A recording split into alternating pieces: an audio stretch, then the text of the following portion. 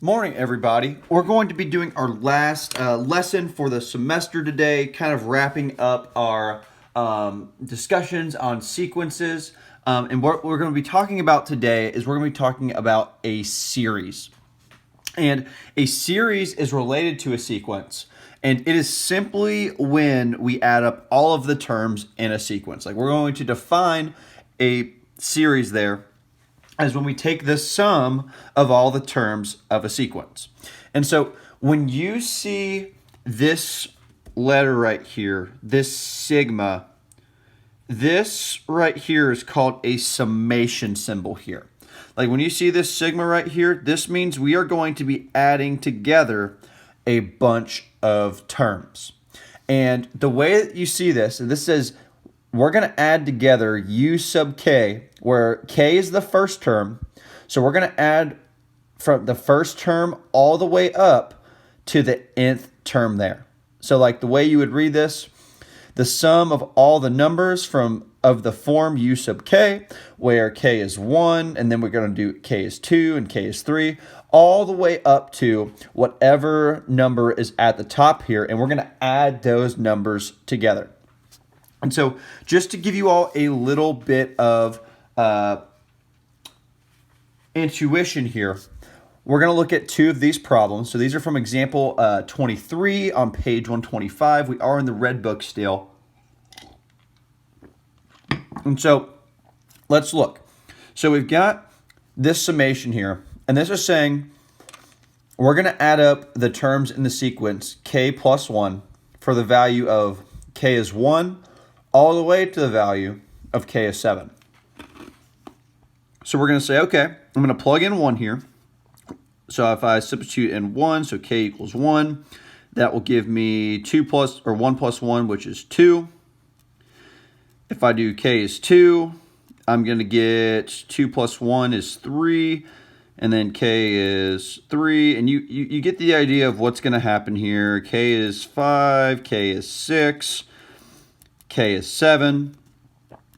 So we see 4, we see 5, we see 6, we see 7, and we see 8 here. And all this summation symbol here says is that we are going to add all of those numbers there together.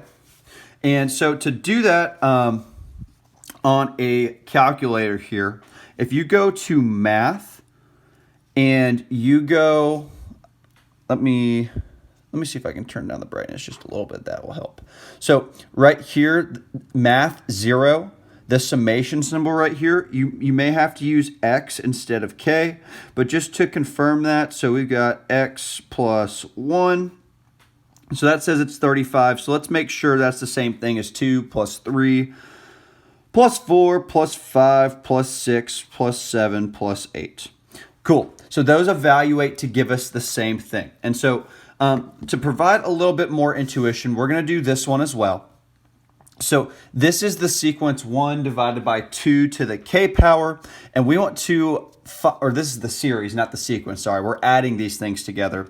And we want to evaluate this from k equals 1 all the way to k equals 5. We're going to add all of those things together. So k equals 1, that's going to give us 1 over 2 to the first power, which is 1/2. K equals 2, it's going to be 1 over 2 squared, which is 1/4. K equals 3 is going to give us 1 over 2 cubed, which will be 1/8. K equals 4 equals 1 over 2 to the 4th. That's going to be 1 over 16. And then k to the 5th will be 1 over 32. And we're going to add all of these things together there. And so I'm going to double check that. So let's see here. X equals 1 to 5. We're doing 1 over 2 to the x. And we want to see what that is equal to. So that's 0.96875. I have a feeling that can be written as a fraction. These are all powers of 2. I'm sure that will simplify. No, I don't want it as a decimal. I want my answer as a fraction.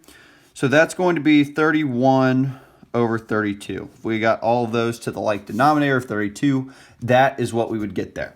So I wanted to run by two of those with you all just to give you some intuition on how these summation symbols work, how these sigmas work. So if you have any questions, please stop here and ask. So then we're going to move into our next section here. So the two types of sequences that we've looked at arithmetics, we looked at geometrics, and so we're going to be looking at series involving those now. And so all an arithmetic series is that we're going to take those terms in an arithmetic sequence and we're going to add those things together. And so there's a proof for these two formulas here on the section where 5G starts. I'm trying to get a page number real quick for you all. There's a proof for that on page 127 if you're interested on where these formulas come from. But in a nutshell, what I need you all to know is that these two right here, these are the two ways that you can find the sum of an arithmetic sequence. And so the way you read this, the sum of n terms, and I guess I can define S sub n, sum of n terms. The sum of n terms you can find by doing that number of terms divided by 2 times the first term plus the last term. Or either one of these is a perfectly fine way, and it depends on the circumstance we have.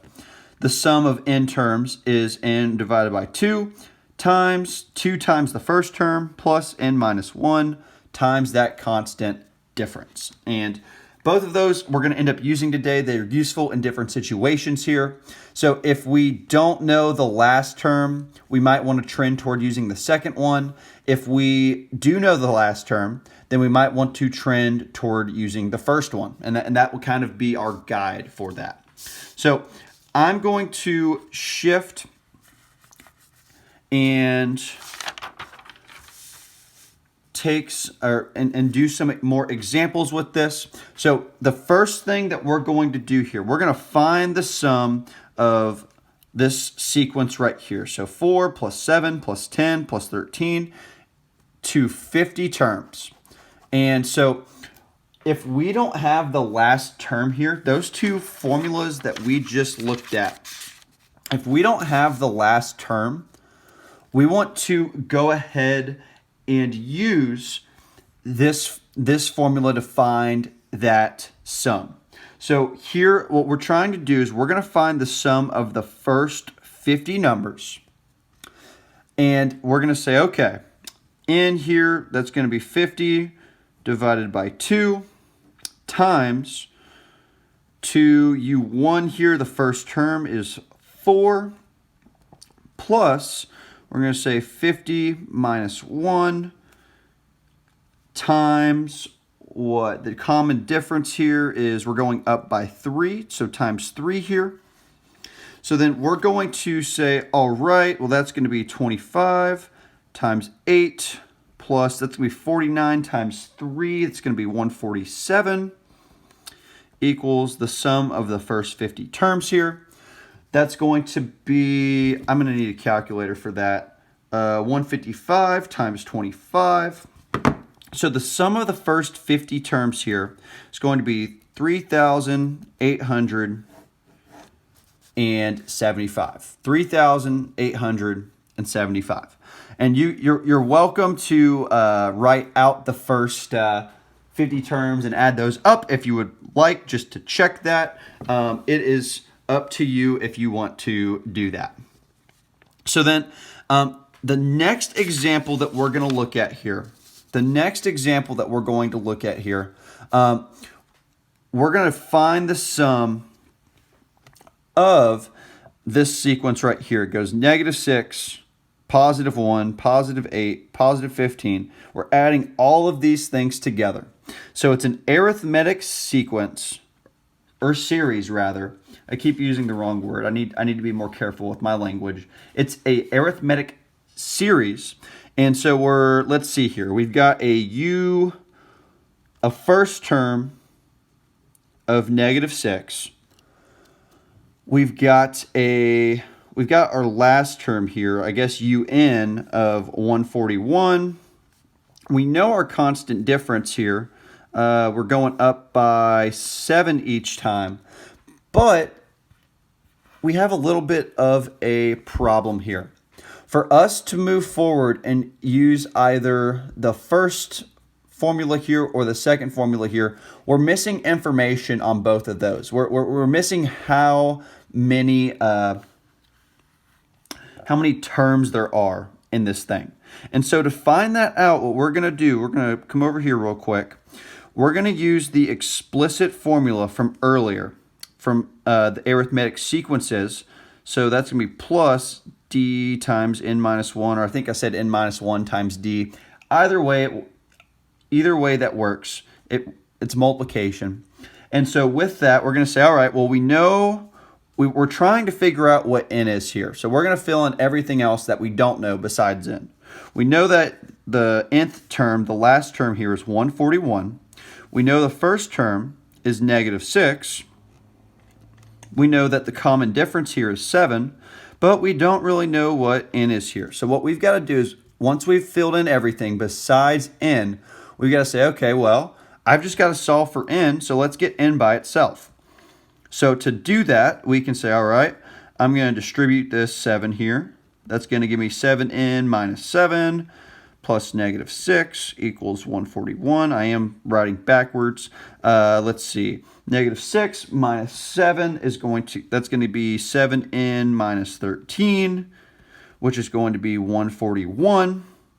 We're going to add 13 over. That's going to give us 154 equals 7 times n. So then that means if we divide by 7 there, so 154 divided by 7 is going to give us 22. So 141 is the 22nd term in this series. So now we've got everything that we need to solve here. So I'm going to use this formula up here, and with that we're going to say, all right, the sum of the first 50 terms here is 50, or not 50. I don't know what I'm looking at. I'm thinking of the last problem. The sum of the first 22 terms, this does not have 50 terms in this series. It's going to be 22 divided by 2 times -6 plus 141. So the sum of 22 is going to be 11 times 135 here. And so let's see, if I do 11 times 135, I'm going to get 1,485. So the sum of the first 22 terms here is 1,485. And what you can do, well, if I ask you to find this sum, my expectation is that you use math instead of just writing it out and adding it all up yourself. The whole point of this is to try and save yourselves some time. So if you get a sequence that's really far off, like, yes, you could count it through persistence, but the whole point of math is to try and think of a way to do it more quickly, to figure out a way to do it more quickly. And so we're going to look at another example here. And so here, what we've got an arithmetic sequence, has a first term of 8. So that means that our U1 is 8.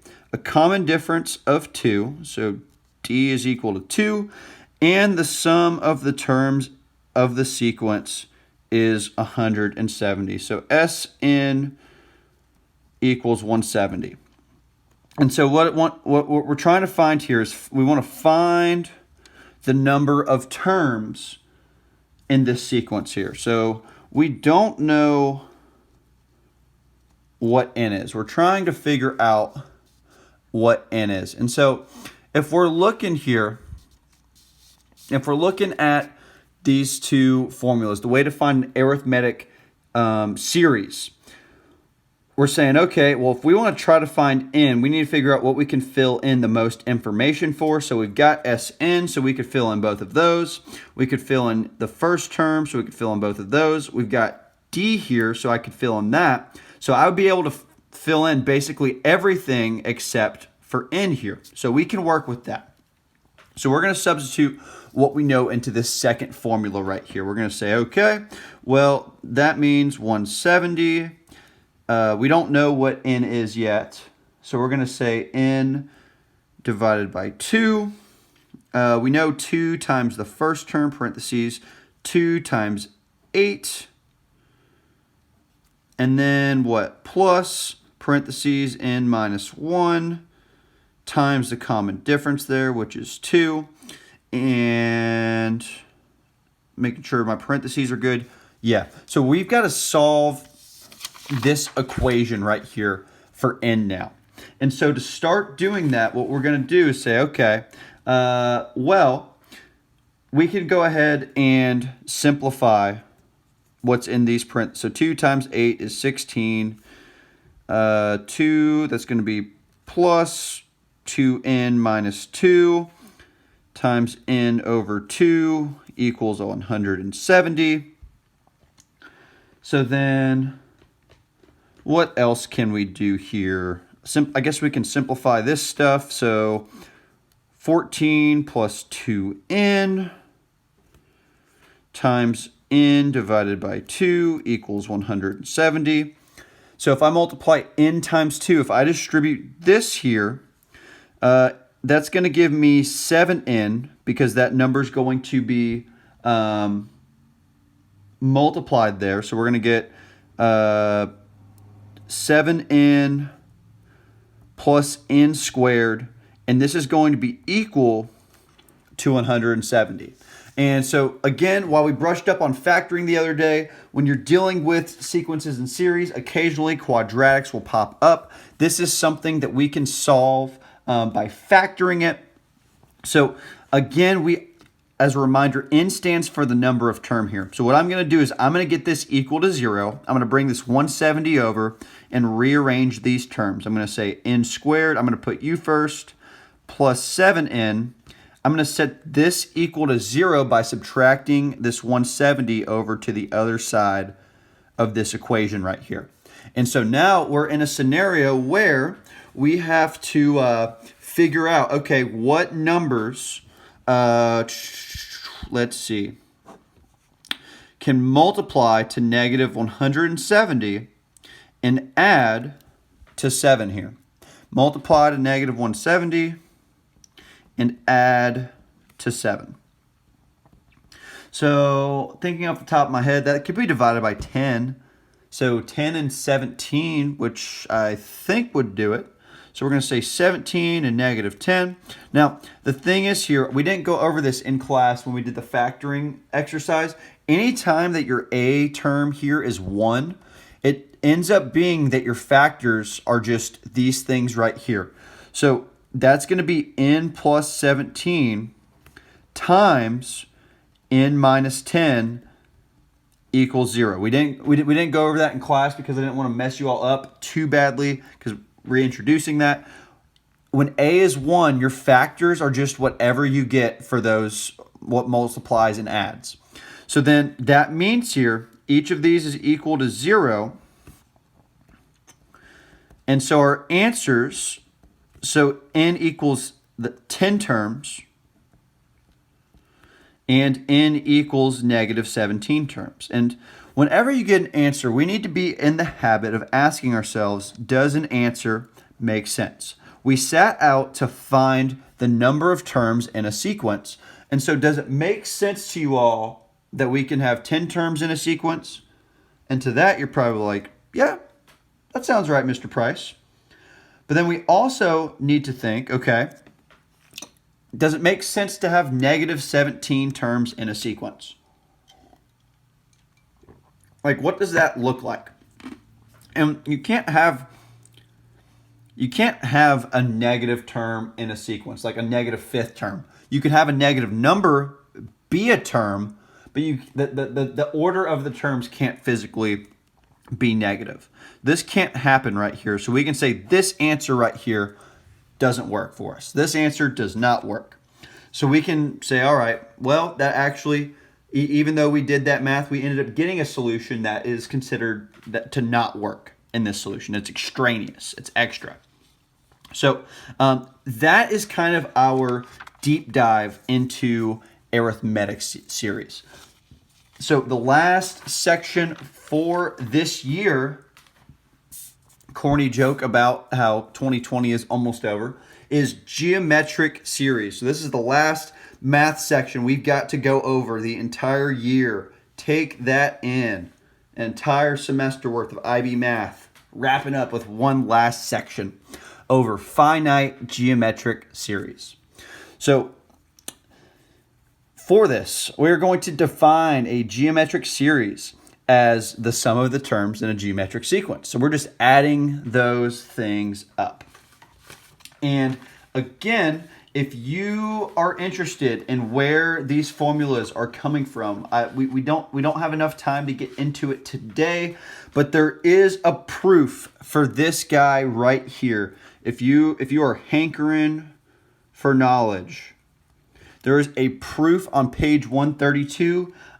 It's a pretty simple one. If you want us to run through it together, we can. If you're really wanting to know, if not, that's perfectly fine. But in a nutshell, what we're going to do, if it's a geometric sequence, to find the sum of n terms, we're going to do u1, the first term, times 1 minus the common ratio to the nth power, divided by 1 minus r. And I guess you could condense those and get them to actually, no, you couldn't, because r's to the nth power in that one. Never mind. Forget that I said that. So the first example that we're going to look at here, we're going to find the sum of the series here, 2, 6, 18, 54. And this is probably one that you could figure out pretty quickly using a just writing out the terms and then adding them together. But I still want you all to get comfortable working within these formulas, building some algebra fluency here. So again, the U1 here is 2. The ratio, the common ratio, what we're multiplying by here is 3. The number of terms they tell us is 12. And we are trying to find the sum of n. We don't know what the sum, I guess, of 12 terms is here. So to find that, we're going to say, well, the sum of 12 terms, we're going to do 2, let's see, times 1 minus, that's going to be 3 to the 12th power. That's going to be a large number. Be prepared. And then in the denominator here, we've got 1 minus 3. And we're going to have to evaluate what that is. So that's going to be, I'm going to do the numerator first. 2 times 1 minus 3 to the 12th. Here, that's going to be a fairly large number. So we get negative 62880, 1,062,880. And then that's going to get divided by 1 minus 3. So that's going to be negative 2. So when we divide that out now, so we're going to divide that by negative 2.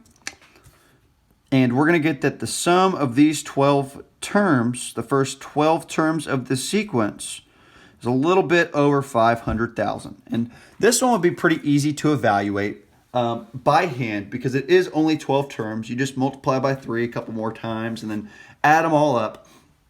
But again, I do want us building that algebra fluency. There's a reason why we do what we do. So then the next thing that we're going to look at here, we're going to try to find a formula for Sn. So we're going to try to write a rule such that if we punch in a value of n here, that we can then get a value for Sn. So the information we're given here, so our sequence here is 9, then it goes to negative 3, plus 1, minus 1/3, plus, and you can see how we alternate signs here. So if we're alternating signs here, that should tell you a little bit about what we are multiplying by. So with that, we do know that the first term, so we know U1 here, is 9. But then we need to think about, okay, well, what is our R? And as a reminder, how you find that R is you say, okay, well, the second term here, I need to divide it by the term right before it, or the third term right before it. Fourth term right before it. To me, it looks like the easiest one to divide would be the 1 divided by the -3. So 1 divided by -3, and that can't really simplify. Like that's our common ratio. We're multiplying by a -1/3, or you can think about that as dividing by 3, by -3. Those are the same exact thing. And so what we can do now, we're going to take this formula up here, and we're going to write a statement. So we're going to say S sub n. We're going to calculate that by doing 9 times 1 minus. Now, and here's the thing. Actually, minus, we're going to say -1/3 to the n power. And then we are going to put our denominator in here. So this is going to be 1 minus r. So with that, we're going to say 1. So that's minus r. So we're going to say plus 1/3 here. And then we're going to simplify this. So 1 plus 1/3, I can rewrite 1, if we're talking in thirds, as 3/3. So this denominator is really going to evaluate. So 9 times 1 minus -1/3 to the n divided by 4/3. And the thing is, we want to try to simplify this if we can. So we're not having to divide by a fraction. Because if you're calculating this, it would make our lives a little bit easier to try and not divide by a fraction the entire time. So we're going to simplify, since this 9 is outside of all this parentheses stuff going on, this exponent and everything else, and it's just, we can go ahead and divide it by that 4/3. So as a reminder, if we've got a 9 divided by 4/3, if we're dividing, we're going to multiply by its reciprocal. So that's going to be 9 times 3/4, which is just going to be 27/4. Just a little bit of arithmetic there. So we're going to rewrite this here. Instead of dividing by a fraction, we're going to just multiply by a fraction. Make our life just a little bit easier. So that's going to be 27/4 times 1 minus -1/3 times n. And so don't let yourself get caught up too much on the fraction flipping and all that stuff. What we were setting out to do is trying to write a formula that if we punched in n would tell us the sum. It would tell us the sum of the following. So the fraction stuff is necessary, but the problem that we're trying to solve is to write a formula for S sub n, the sum of n terms. So we're going to do one more of those, kind of in a different light, and then we will call it a day for today. Or I guess for the semester with learning new material. So here we've got a geometric sequence, has a first term 5. Again, as you're reading these problems, I would be writing this information down. I'd get in that habit. Common ratio 2. Okay. And what do we want to know? Okay, the sum of the first n terms of the sequence is 635. So S sub n, the sum of n is 635. And we want to know, okay, what is in here? What in the world is in? So let's start by filling in what we know. So we know S sub n is 635. We know that U sub 1 is 5. What else do we know here? Give me 1 second, y'all. I'm trying to refine that formula. So we know it's 5 times, so we're going to say 1 minus, so r here is 2 to the nth power over 1 minus 2. So that's going to give us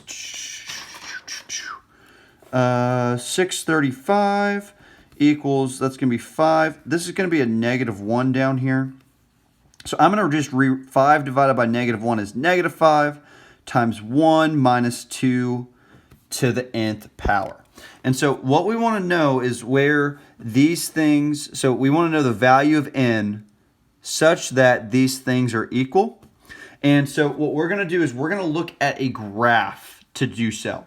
So again, with this, we're going to set the left-hand side of this, 635. We want to know when this right here is going to be equal to negative 5 times 1 minus 2.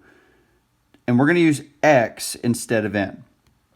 And we want to see where these two things intersect here. We want to see where these graphs are equal. So again, I'm going to go over to my window here second and hit window right there. I'm going to adjust it just a little bit because we need a y maximum of probably like 1,000. We'll go by hundreds, and x can go from like 0 to 20. And these are going to go up really fast for the y values and not so fast for the x because we're adding a bunch of stuff together. So then let's see here. We're going to graph. Where did my graph go? There's graph.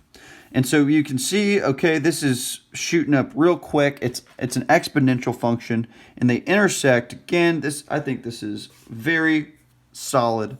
This is very cool. So you can see there that we hit 635.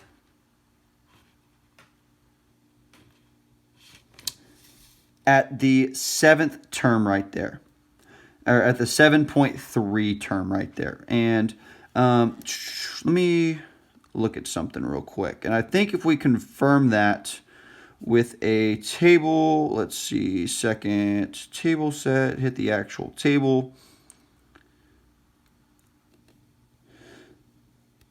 Yeah, so we can also confirm that with a table there. So let me go back to that graph as well.